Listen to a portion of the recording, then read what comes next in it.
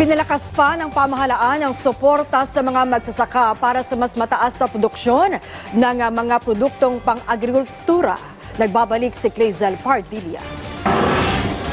Para mapataas ang produksyon ng palay at mapababa ang presyo ng bigas, pinirmahan na ni Pangulong Ferdinand R. Marcos Jr. ang panukalang batas na nag-aamyenda sa ilang probisyon sa Rice Tarification Law. Sa ilalim ng Republic Act 12078, pinahahaba hanggang 2031 ang bisa ng RCEF o Rice Competitiveness Enhancement Fund na nakatakdang matapos ngayong 2024.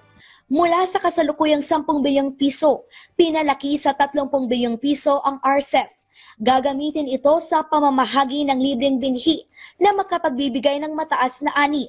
Mag-aabot din ng pinansyal na tulong, irigasyon at iba pang farm input. This law empowers our farmers to thrive and to help our country secure a stable food supply.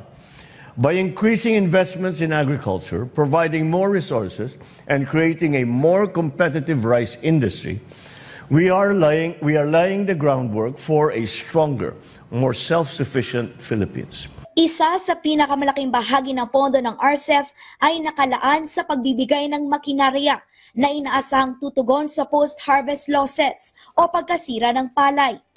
By preventing up to 375,000 tons of milled rice from being wasted annually, we can help feed an additional 3.4 million Filipinos each year for the next 6 years, improving food security, making rice more accessible to everyone.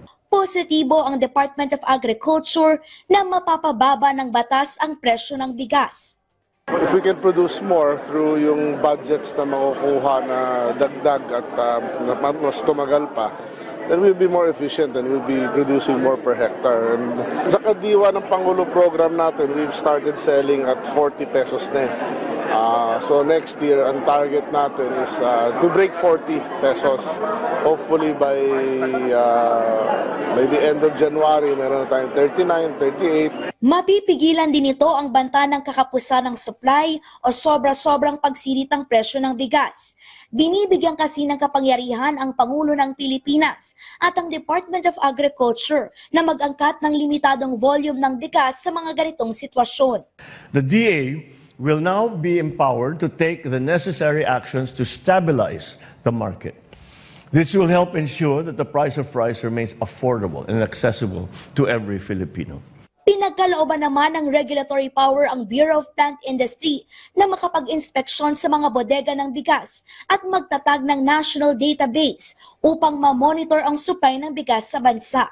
Ayon sa Samahang Industriya ng Agrikultura, makatutulong ang database upang matukoy ang bilang ng kinakailangang agati na bigas. Pero panawagan nila, ibalik na sa 35% ang kasalukuyang 15% taripa sa imported rice upang mas marami pang mabenepisyohan ng bagong batas. Dapat may balik yung tarif, yung pagbaba ng taripa hindi nakatulong sa pagbaba ng presyo ng retail price. So, mas maganda kung suporta natin ang local farmers at maasahan natin, pwede natin mas makabili sa kanila ng mas mababang presyo na palay dahil doon sa subsidy mas malaki. So, yung retail price sa tingin natin mas kayang ma-adjust na mas mababang presyo. Clazel Pardilla para sa Pambansang TV sa Bagong Pilipinas.